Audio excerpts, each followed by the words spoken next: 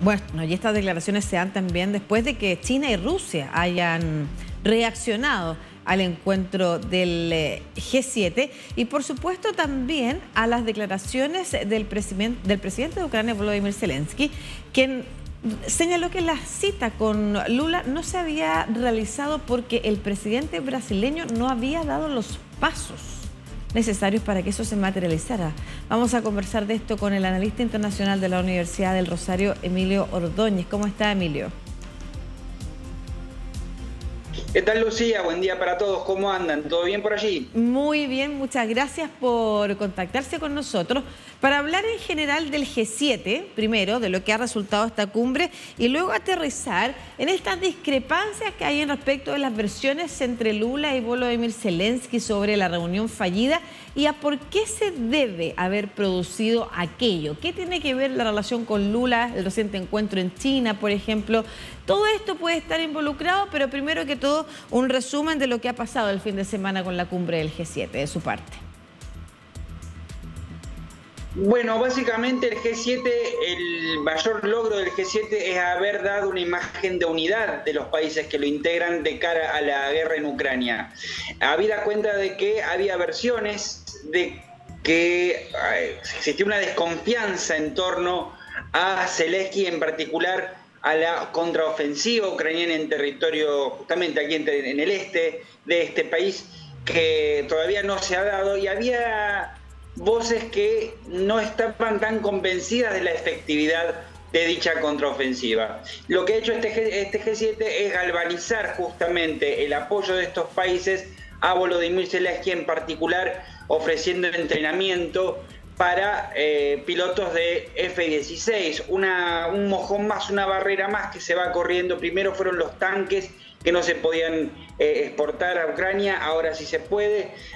Luego los aviones del F-16 era un tema casi tabú por el temor que por ahí Zelensky pudiera usarlos para atacar ya territorio ruso. Esto también se va a permitir a partir de ahora. Otro punto importante del G7 ciertamente fue las declaraciones que se hicieron en torno a Rusia y China. En particular, se acusó a China de coercionar económicamente y de desafiar el libre comercio y un espacio mundial de reglas de comercio, a lo cual China ha respondido, justamente diciendo que es el G7 el obstáculo para la paz internacional. Del lado de Rusia, las sanciones que se van a instalar, que involucran al sector armamentístico, al sector mineral, en particular diamantes, y en la sanción a empresas que de alguna manera hagan un persalto, un salteen las sanciones que está llevando adelante Estados Unidos y la Unión Europea, a lo cual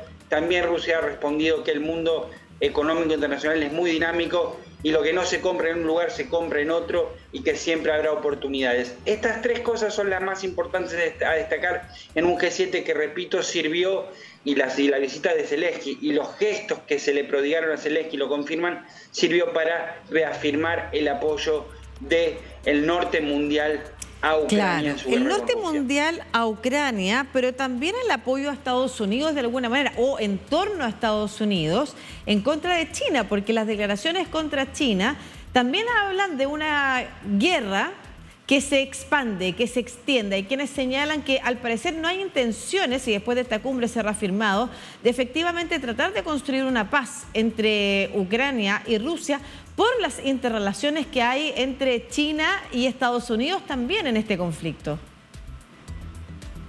Sí, las relaciones con China y Occidente son lo suficientemente complejas y hay una interrelación importante económica como para que todavía no haya una especie de desacoplamiento, que este es el mayor temor que hay entre los analistas económicos y políticos, ¿no? Que un mundo que se está compartimentalizando, que se está dividiendo en regiones, termine por despegar a China y a Occidente en materia económica. También es cierto que las tensiones con China vienen de mucho antes, de la época de Donald Trump. Recordemos que esto empezó como una guerra tecnológico-comercial y lentamente se va convirtiendo en un conflicto diplomático que tiene en el centro a Taiwán y que justamente hay una vinculación entre la guerra de Ucrania y Taiwán en torno a cómo Estados Unidos reaccionaría en el caso de que China intente reunificarse a Taiwán. De cualquier manera, como planteaba recién tu programa, Lucía, la visita de Zelensky dejó a un lado ese tipo de especulaciones, pero no quedó sin la presencia de China. Estuvo clara, lo que acabamos de decir, en la declaración conjunta. Claro. De cualquier manera, el Lula da Silva plantea un escenario probable, que es un escenario de neoguerra fría con China, que en mi opinión todavía no se está produciendo, pero que corre riesgo de producirse, y en medio de una economía internacional que no termina de levantar cabeza, ciertamente la preocupación es que una especie de guerra fría perjudique no solo al norte mundial, sino también a países que tienen a China como principal socio, como claro, es el caso de Brasil. Y pasa con Sudamérica, con varios países, y que efectivamente tengan que empezar a decidir porque van a ser presionados o por Estados Unidos, por el norte global, como usted dice, o por China, respecto de con quién hacer alianza. Ya pasó en Chile, por ejemplo, con el caso de los pasaportes y una adjudicación que se hizo a una empresa china que luego tuvo que ser revertida precisamente por la presión que hizo Estados Unidos.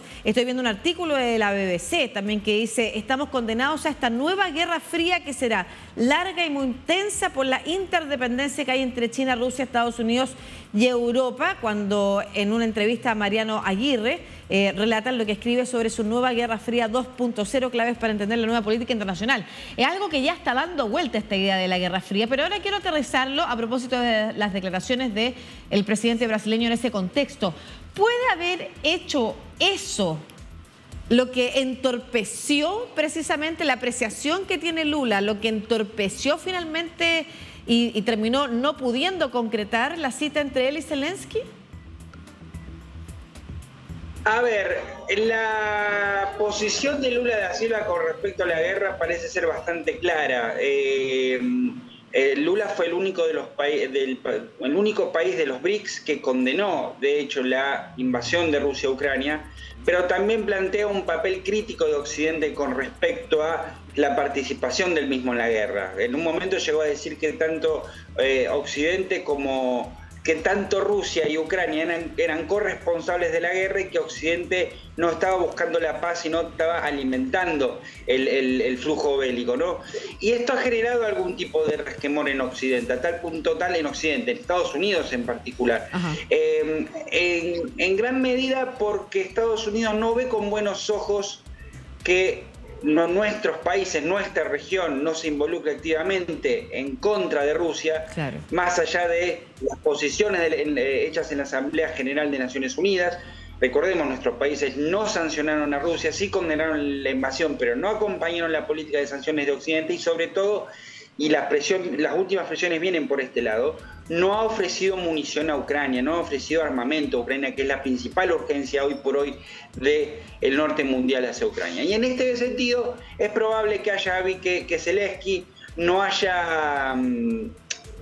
acuerde, y de hecho en las declaraciones que Lula hizo en abril en el marco de su gira con China, hablando de esta corresponsabilidad y sobre todo de la posibilidad que Zelensky en eventuales negociaciones deba ceder Crimea, anexionada por Rusia en 2014. Esto ciertamente no ha caído simpático a un Zelensky cuyo programa de gobierno fue justamente recuperar Crimea y el Donbass. Entonces me parece que todavía hay algunas tensiones entre Rusia y Ucrania, pero no comprometen en este momento todavía en un nivel general las relaciones de Ucrania con Brasil, de Lula da Silva con Occidente, con el norte mundial. Perfecto. En la medida de que Lula lo que ha ido a hacer en el G7 es presentar su plan de paz, proponerse como un interlocutor en materia ecológica, y un poco representar la voz de los países emergentes en temas relevantes, tanto para Brasil, el sur global, como para Estados Unidos, como es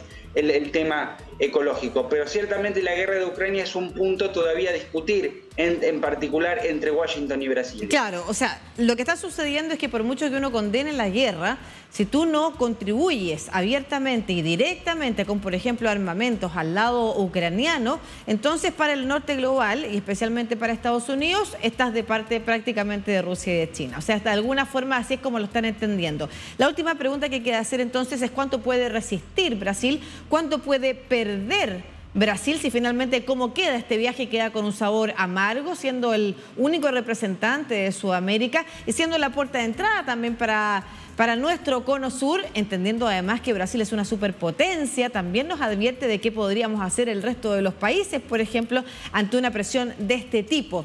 ¿Cómo evalúa usted finalmente, considerando todos esos puntos, la visita de Lula al G7? Yo creo que es una visita de la cual Lula puede estar satisfecho. Me parece que obtuvo lo que fue a buscar. Reforzó el nuevo perfil internacional de Brasil, retomando las principales tradiciones diplomáticas de Itamaraty, lo que sería una especie de pragmatismo y universalismo, que básicamente los dos ejes en los cuales se mueve ahora la diplomacia brasileña.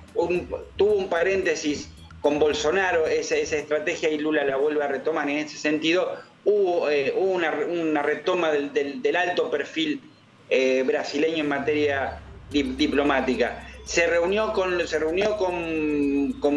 países expectables, tanto en particular pienso en Australia con respecto al tema medioambiental, y pudo llevar adelante su posición con respecto al tema de la guerra en Ucrania, más allá que hoy por hoy, y acá viene lo que puede perder o puede ganar, hoy lo que hay para Brasil hay una continuidad y un cambio en materia internacional. El cambio es que hoy el sur global, países como Brasil, India, países africanos, pueden llevar a la palestra planes de paz o contribuir. La continuidad es que todavía requiere la bendición de Estados Unidos para que esto suceda. Y más allá de que probablemente no pierda mucho Brasil, porque como vos bien decís, es una superpotencia regional y Brasil es un interlocutor privilegiado de Estados Unidos, ciertamente todavía Brasil tiene que superar un techo todavía para llevar adelante posiciones como estas que repercutirían en la estrategia de Brasil, en una necesaria renovación de las organizaciones internacionales. Todavía no hay una pérdida clara en cuanto a puntos diplomáticos, por decirlo así, de cara a Estados Unidos o Estados Unidos y Europa, pero ciertamente hoy por hoy todavía Brasil no puede poner un plan de paz arriba de la mesa y que Occidente y que el norte mundial, como decimos acá, el norte mundial lo acepta a pie juntillas. Claro, de alguna manera está actuando solo, pese a que hay agrupaciones de países africanos que están tomando relevancia también en poner temas sobre la mesa, pero de alguna manera es un agente solo al lado de un bloque tan potente como puede ser efectivamente el G7. Hay en la mesa también de la discusión puesta la idea de armar en América Latina, no solamente me voy a referir a UNASUR, sino que me refiero a la idea de armar un bloque potente que bajo el concepto de no alineación activa, efectivamente pueda de alguna manera defenderse de las presiones que los bloques fuertes, ¿no es cierto? Y en este caso estamos hablando de China por una parte, con Rusia, y por el otro lado el norte global, como usted ha llamado, ejerzan sobre países como por ejemplo los sudamericanos. Pero muchas gracias por esta conversación, Emilio Ordóñez, analista internacional, académico de la Universidad del Rosario, Argentina. Muchas gracias, como siempre, muy claro usted en sus definiciones. Que esté muy bien. Muchas gracias, que esté muy bien usted y nos vemos la próxima. Saludos por allí. Nos vemos.